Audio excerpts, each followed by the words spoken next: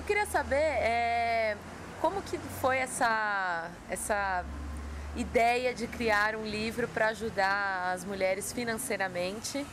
Você contou um pouco da sua experiência também, mas você podia também recontar aqui pra gente como é que foi também o processo de criação desse livro. Olha, o processo de criação ele se deu muito naturalmente, né? Eu comecei a escrever para um blog de uma amiga, é um blog que tem uma audiência bastante grande.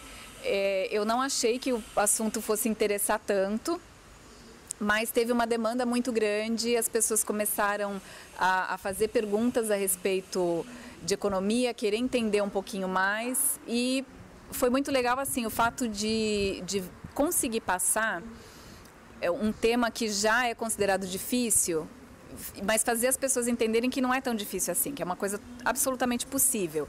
Você controlar suas finanças, ganhe quanto ganhe, né? E você se preparar para alguma coisa maior. Então, o que foi muito interessante foi a seguinte coisa: a maioria das pessoas diziam assim: eu ganho muito pouco, por isso que eu estou devendo. E não é. A pessoa está devendo porque ela não sabe administrar. Então, muitas vezes eu chegava para a pessoa e dizia: olha só, você ganha pouco e você não consegue administrar esse pouco, o que vai acontecer quando você ganhar mais? E aí a pessoa dizia: poxa, eu tenho que me preparar para ganhar mais, então. Eu tenho que colocar em ordem as minhas contas agora, que eu ganho pouco, que eu tenho uma dívida relativamente pequena, porque as pessoas se enrolam em dívidas pequenas. São poucas as pessoas que têm dívidas enormes, né? A maioria das vezes a pessoa deve muito menos do que ela ganha, mas ela não consegue organizar o seu dinheiro para sair daquela situação. Então, o que ela pensa? Preciso de mais dinheiro. Às vezes acontece dela ganhar mais e a dívida só aumenta, porque ela continua não sabendo administrar, e quando você administra pouco, de uma maneira errada, você tem uma dívida pequena, pouca, mas quando você começa a fazer isso numa escala maior, a coisa é progressiva, né? Tudo que a gente envolve a matemática, tudo que a gente envolve dinheiro, principalmente dinheiro, porque em dinheiro em si de juros, as coisas vão muito longe, né? Então foi interessante ver que as pessoas realmente entenderam isso e que elas entenderam que a economia começa de coisas pequenininhas. Então, você guardou R$100 esse mês, a pessoa fala: poxa, mas eu guardei só 100. Mas você chegar para essa pessoa e falar assim: olha só, 6 meses atrás o seu salário não dava, agora ele está dando e está sobrando. E se você continuar nesse ritmo, no fim do ano você tem 1.200. Então aquilo alonga um pouco a visão da pessoa, porque ela está olhando aqui o 100. Ela está olhando que hoje R$100 não dá para ela comprar nada. Mas e amanhã? E se você continuar com essa educação, com essa administração bacana, você vai ter um 13º salário lá na frente, que de repente pode significar uma viagem que você disse que não pode fazer. Uma coisa que você precisa comprar para você ou para sua casa que você nunca tem dinheiro. Então, o que as pessoas entenderam? Que economizar não é passar necessidade. É exatamente o contrário. É você saber direcionar o seu dinheiro para aquilo que realmente é necessário, evitar o desperdício e pegar aquele dinheiro que estava indo embora num desperdício, enfim, em alguma coisa que você nem percebe, e focar aquilo para uma coisa que realmente venha te trazer um retorno positivo. Então, isso é muito bacana porque funciona. As pessoas me escrevem dizendo: olha, eu fiz isso, eu paguei uma dívida que eu estava 5 anos com essa dívida, eu paguei, eu limpei o meu nome finalmente, eu financiei um veículo que me proporcionou poder conseguir um emprego de vendas que eu não podia porque eu não tinha como me locomover. Então, a própria pessoa conseguiu aquilo. Foi ela que conseguiu. E isso é muito gratificante quando você vê que é capaz de fazer uma coisa que você achava que não era, né? E você já tinha conhecimentos de economia ou você foi atrás, descobriu algumas teorias para colocar, como você comentou, no dia a dia das pessoas, né? Como exemplos diários? Eu tive a sorte de ter aprendido economia na minha casa. Eu achava que todo mundo aprendia. né? Mas eu vi depois que não. Já quando eu entrei na escola muito cedo, eu já via que as minhas amiguinhas não tinham a menor noção do que era caro, do que era barato. Não tinha a menor noção de dinheiro. Então eu falei, tem alguma coisa errada aí. Com o passar dos anos, eu fui vendo que aquilo cada vez se ampliava mais, né? As pessoas não tinham a menor noção. Então, o que elas sabiam? Que elas tinham ganho um dinheiro e que elas tinham que gastar. Elas não pensavam o que eu vou fazer com isso, o que eu quero, o que vale a pena, né? Então, eu percebi que eu tinha alguma coisa que as pessoas não tinham. Isso me ajudou muito, desde o primeiro emprego. Eu soube como administrar o meu dinheiro e as pessoas diziam, poxa, como é que você conseguiu? Primeiro que diziam assim, a Patrícia é mão de vaca. A gente vai, compra isso, compra aquilo, e a Patrícia, não, isso eu não quero, isso é caro, isso não me interessa. Elas achavam, as minhas amigas achavam estranho como é que eu conseguia dizer não para uma coisa que era tão legal. Eu dizia, não, eu não quero isso porque eu quero aquilo. E depois elas diziam, poxa, como é que você já tem um carro?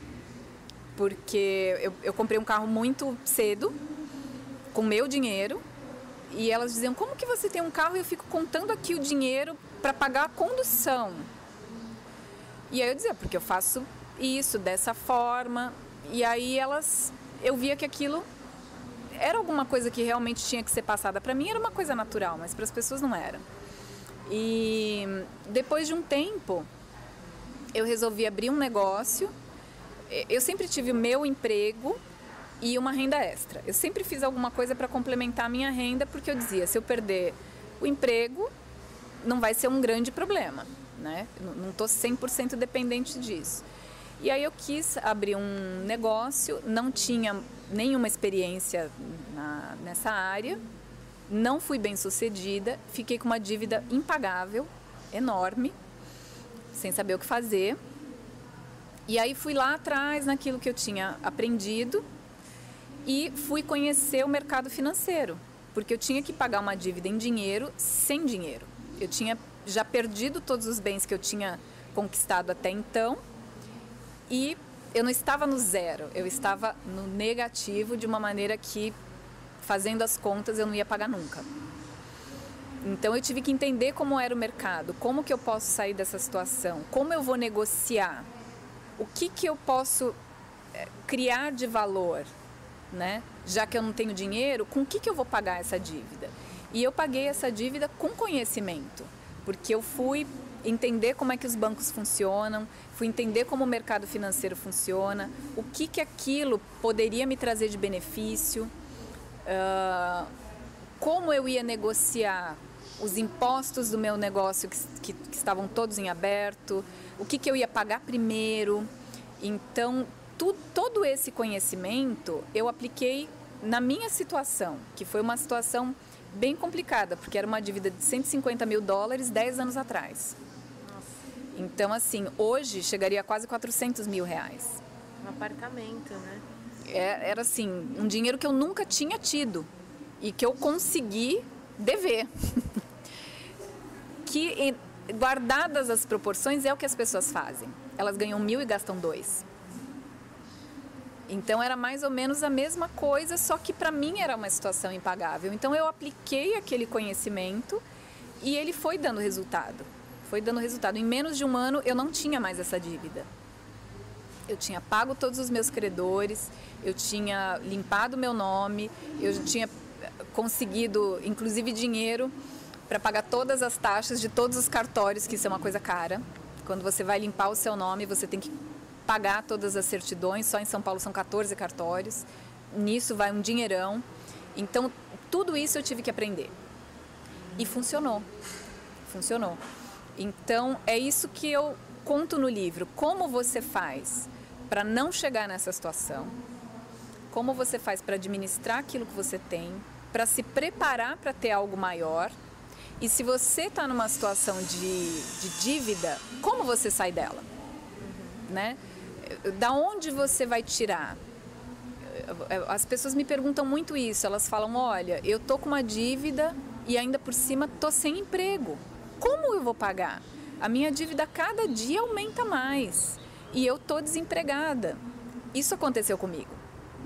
Então eu digo, olha, eu fiz isso 10 anos atrás. Hoje existe mais facilidades ainda do que tinha no mercado financeiro anteriormente.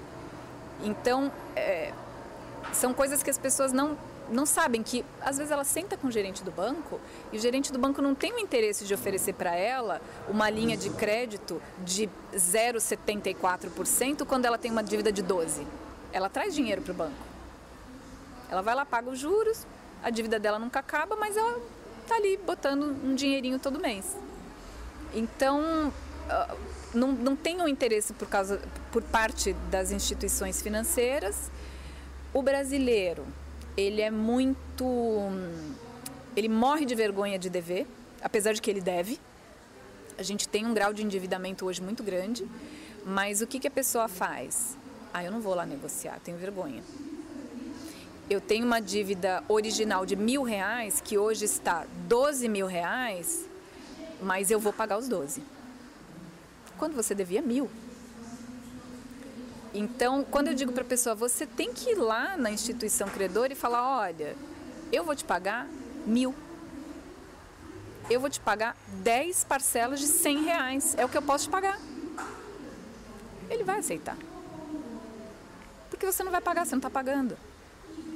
E aí quanto tempo você economizou, né? Você recuperou a coisa mais preciosa que você tem, que é o seu nome, porque se você não tem um nome, você não faz nada. Tem empresas que nem te contratam, se você tem um problema no seu cadastro, você não se move. Então, quando a pessoa se dá conta de que a gente tem um sistema financeiro que não é justo, porque o banco, você bota lá R$100, no final do mês inteiro, aquilo te rendeu centavos. Deve R$100 no banco. No final de um mês, você está devendo quase 300. Então, é muita disparidade. E você tem que entender aonde você se coloca ali naquele meio, né? Quando você entende isso, quando você vê que aquilo realmente funciona, a vida da pessoa muda. A vida da pessoa muda completamente. Então, para a gente é uma satisfação poder fazer esse movimento, né? E ter hoje essa quantidade grande de leitores, tanto do livro quanto do blog. O blog, a gente tem essa facilidade de ter uma comunicação com a pessoa. Então, as leitoras me escrevem e fazem perguntas diretamente. Olha, a minha situação é essa, o que eu faço? E para mim é uma satisfação poder responder, como também funciona como um material de pesquisa. Eu digo, olha a dúvida da pessoa. Se ela tem essa dúvida, quantas outras pessoas mais também têm? E aquilo serve para você ir criando toda uma rede, né? E, sinceramente, eu não achei que a coisa fosse tão longe, tão rapidamente. A gente tem pouco tempo do livro lançado, o livro saiu em agosto, a gente está em fevereiro. Então, assim, tem sido uma surpresa muito grata. E esse segundo livro, o que você vai abordar exatamente? Você comentou que é como uma continuação, né? Para amarrar toda a história do Bolsa Blindada. Como que vai ser? Ele é assim, o Bolsa Blindada, ele já é um livro muito prático, né? Como eu te falei, ele fala o que a pessoa pode realmente fazer e que funciona. Então, não é uma teoria, você não tem que parar a sua vida e estudar o mercado financeiro, mas você, com dicas práticas ali no dia a dia, você pode mudar a sua história.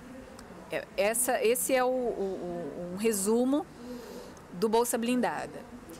O que a gente viu que as pessoas querem? O que as pessoas foram pedindo?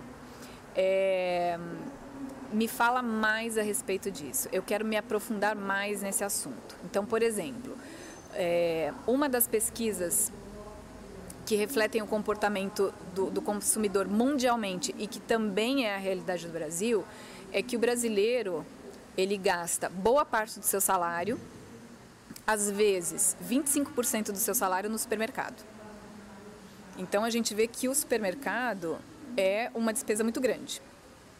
Desses quase 25%, quer dizer, 1/4 do que você ganha vai para o supermercado. Desse dinheiro que você gasta no supermercado, 30% você joga fora.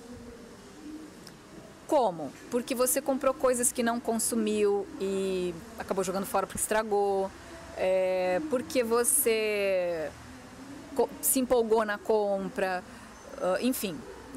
Por diversos motivos, 1/3 do que você gasta no mercado você joga fora. Então você gastou R$300, R$100 você jogou fora. Se você multiplicar isso durante um ano, significa que se você tiver uma conta pequenininha de R$300 no mercado, que a gente sabe que você vai trazer 5 sacolinhas com quase nada. Ao longo de um ano, você jogou fora R$1.200. Jogou fora. Quando você pega ali o restante da comida que você botou no prato e jogou fora, você está jogando uma parte do seu orçamento fora, né? E a gente tem uma cultura assim. Tem que ter muita fartura, né? Tem que sobrar. Por que tem que sobrar? Né? Porque você tem que ter 5 maçãs se você vai comer 3. Compra 3, né? As famílias cada vez estão menores e as panelas não diminuem. Então, é a gente se adequar à nossa realidade. E aí, quando a pessoa aplica isso, ela vê que funciona. Mas aí ela me pergunta... Eu entendi que eu tenho que mudar o meu hábito. Eu entendi que a minha lista do supermercado, por exemplo, ela tem que ser mais enxuta, ela tem que ser mais realista, que eu tenho que prestar mais atenção, que eu tenho que comparar um produto com o outro. Mas qual é a lista? Que lista é uma lista legal? Como é que eu preparo a minha lista? Esse segundo livro vem com essa prática, inclusive vem com espaços para que você aprenda como montar a sua lista e monte a lista, escreva mesmo no próprio livro. Por isso é que ele chama caderno de aplicação prática, porque você vai usar, você vai poder ir com ele para o supermercado. Tem uma outra parte da educação financeira que é muito interessante, que as pessoas falam, meu dinheiro some, meu dinheiro evapora, esse dinheiro não some, você gastou. E a pessoa gasta no que ela não vê. E você só não vê quando esse gasto é pequeno. Quando é um gasto grande, você vê. Você se dá conta, você fez um gasto grande. Mas quando é um gasto pequenininho e constante, você não se dá conta e aí o seu dinheiro vai embora. Então, eu tenho uma leitora, por exemplo, que quando ela começou a aplicar isso no dia a dia dela, que é simplesmente anotar tudo que você gasta desde a hora que você levanta até a hora que você vai dormir. Eu dormi com a televisão ligada, eu tenho que mudar isso porque eu gastei à toa. Eu me dei conta que eu fico 20 minutos debaixo do chuveiro. Eu vou ficar 10, eu vou ficar 5, é o suficiente. Então, quando a pessoa começa a ver para onde vai o dinheiro dela, ela começa a cortar os desperdícios. Não é cortar o necessário, é cortar o desperdício. Então, eu tenho o costume de tomar um café na padaria com pão de queijo. Mas eu quero fazer uma dieta, mas eu tô acostumada. Então, eu mudo meu hábito, eu faço isso, quanto dinheiro eu gasto. E nisso, uma leitora me escreveu dizendo, ela ganhava R$2.000 e ela descobriu que gastava 700 em docinho, bala, esse tipo de coisa. Uma revistinha que ela compra e nem lê porque não tem tempo. Um presentinho que ela comprou para não sei quem, comprou aqui um negócio baratinho, que por ser um negócio baratinho a pessoa nem aproveitou. Então ela falou, gente, é quase metade do meu salário, que eu gasto com nada. Parei, não tem mais essa de gastar com nada. Então ela descobriu dentro do orçamento dela R$700, que ela estava jogando fora, né? E no livro vai ter um espaço para você anotar os seus gastos. E sobrou esse dinheiro, o que você faz? Você torra? Como que você investe ele? Como que você vai transformar parte dele em mais dinheiro? Como que você vai converter aquilo numa coisa legal para você? Então o livro tem o ensinamento e a parte prática. Então você vai ter lá um espaço para tabela de orçamento. Você pode fazer o seu orçamento ali mesmo, num único lugar. Você pode comparar o mês anterior com esse mês. Quanto que você economizou naquele mês, quanto você economizou nesse, o que você vai fazer com aquele dinheiro? Vou pagar essa dívida, eu vou comprar alguma coisa, eu vou investir num curso que eu nunca posso fazer. Então, a particularidade desse livro é ter espaços para que a pessoa utilize, mesmo no seu dia a dia, o que ela aprendeu no Bolsa Blindada e o que ela vai aprender com as dicas novas no próprio livro. Entendi. Muito legal, uma ótima aula, né? Obrigada, Patrícia. Imagina, eu que agradeço. Até mais.